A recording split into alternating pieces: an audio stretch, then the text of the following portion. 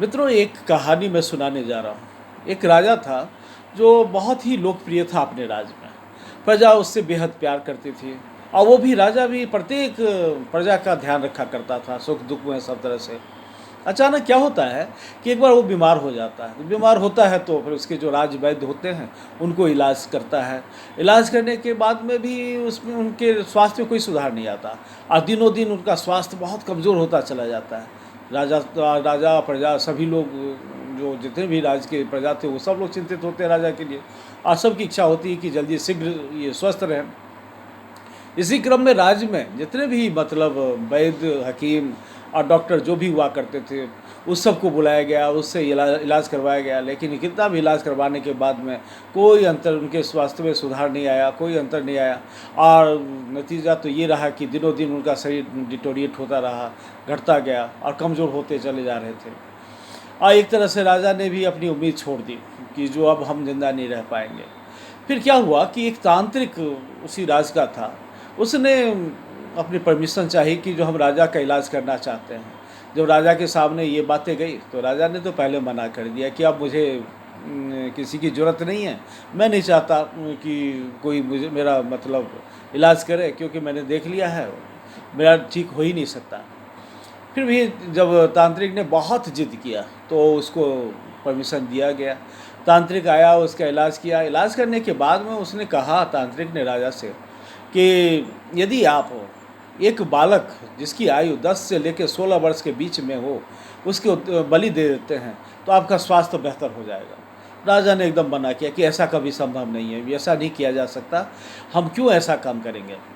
लेकिन जो प्रजा थी, उनको जब इस बारे में जानकारी मिली तो सब ने उस पे दबाव डाला। उसके मंत्रिमंडल जितने भी लोग थे, वो लोग भी दबाव डाला कि नहीं राजा, यदि आपकी स्वास्थ्य अच्छी हो जाती है, आप स्वस्थ हो जाते हैं, तो करोड़ों लाखों जो आदमी हैं, प्रजा है, उनके लिए आप बेहतर करेंगे, इसीलिए इसको आपको किया जा सकता है।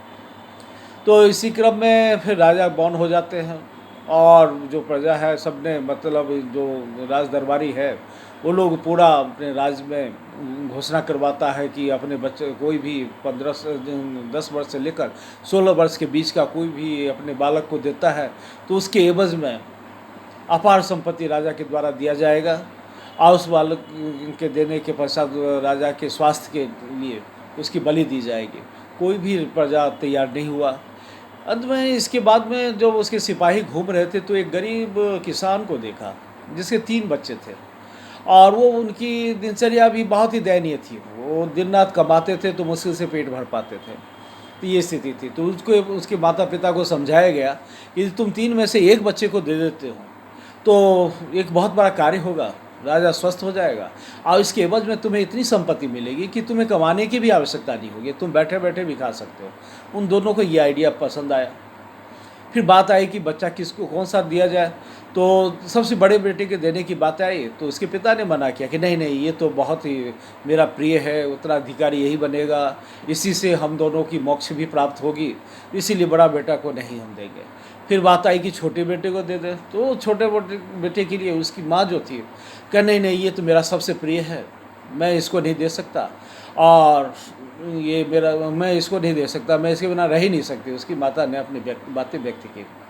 फिर बात आई कि जो बीच का लड़का है उसको दे दिया जाए। यही हुआ, बीच के बच्चे को दे दिया गया और बलि चढ़ाने के लिए राजा के लिए, और राजा की तरफ से उसको अपार संपत्ति मिल गई। फिर बाद में क्या हुआ कि जो तांत्रिक उसने उस बच्चे को लिया।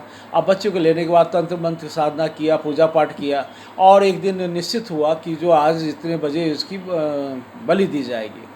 पूरे नगर के जो लोग थे चारों तरफ घेर लिए और उसकी बलि के लिए तैयारी हो रही थी। जितने भी लोग थे नगर के, सभी की आंखों में आंसू थी, सब रो रहे थे कि जो एक मासूम बच्चे को किस प्रकार से बलि दी जाएगी, इस तरह की बातें थी। जब सारी तैयारी हो गई, अब जब ये समय आया कि बलि देने की बातें आई, तो वो बालक सहसा आकाश की ओर देखा, ज़ोर ज़ोर से हंसने लगा। तो फिर बाद में सब आश्चर्यचकित हो गए, उसको और देखा कि आखिर ये बालक हंस क्यों रहा है। तो फिर वो राजा भी देखा तो राजा उसके पास में आया और रोक दिया बलि देने से। बोला कि बालक ये बताओ कि तुम हंसे क्यों, जबकि तुम्हारी बलि दी जाएगी, सभी लोग रो रहे हैं और सब लोग बहुत ही मायूस है इस तरीके का। तो फिर बालक बोलता है कि राजन, ये कोई भी बालक अपने माता पिता से लालन पोषण का अभिलाषा रखता है, प्यार मोहब्बत का अभिलाषा रखता है, लेकिन मेरे माता पिता ने धन के लालच में वो बेच दिया मुझको। इसके पश्चात राजा का कर्तव्य होता है कि वो अपनी प्रजा की रक्षा करे, दुख सुख में साथ दे, उनके प्राणों की रक्षा करें। लेकिन मैंने किसी का कुछ भी नुकसान नहीं किया, मैं बिल्कुल निर्दोष हूँ।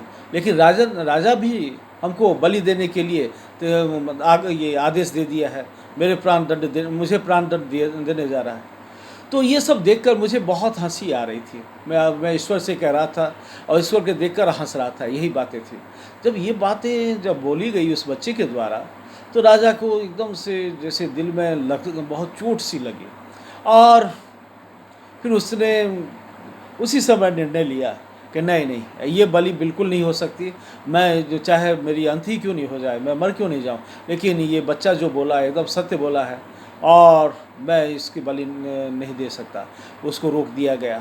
और इसके बाद में क्या हुआ कि उस बच्चे को फ्री कर दिया गया। जैसे ही फ्री करने की बातें हुई, स्वतंत्र करने की बातें हुई, उसके माता पिता उसके पास आए। तो माता पिता पास आए, उसको लेने के लिए आए, तो उस बालक ने मना कर दिया। बोला कि जो तुमने तो हमको बेच ही दिया था, तो तुम्हारा अधिकार हमारे ऊपर से ख़त्म हो गया। फिर वो बालक जो है ना जंगल की ओर चला जाता है और तपस्या में लीन हो जाता है। इसके पश्चात ये होता है कि जो राजा का स्वास्थ्य था धीरे धीरे बेहतर होने लग जाता है और राजा पूर्ण रूप से स्वस्थ हो जाता है। तो राजा का जो लिया गया निर्णय उसके स्वास्थ्य के लिए स्वास्थ्यवर्धक रहा और बेहतर रहा, और उस बच्चे की एक ज़िंदगी मिली। तो निश्चय ही ये काफ़ी प्रभावशाली और बहुत सुंदर ये कहानी मुझे लगी, जो मैंने आप लोगों के बीच में रखा। धन्यवाद।